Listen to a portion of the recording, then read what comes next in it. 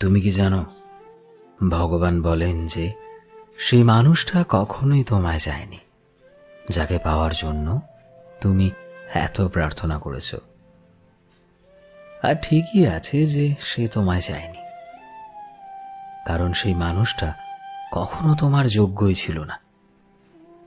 তুমি একজন ভালো মানুষ, এর কারণে তুমি তার সব দোষগুলোকে ক্ষমা করে দিয়েছিলে। কিন্তু আমি তো ভগবান, তাই না? আমি সব কিছুই জানি। ভগবান বলেন, আমি সব সময় তোমার সাথে আছি, আমি সব সময় তোমার মনকে সামলে নেব। তবে এমন কোনো মানুষের হাতে তোমায় কিভাবে ছেড়ে দেব, যার কাছে তোমার কোনো মূল্যই নেই?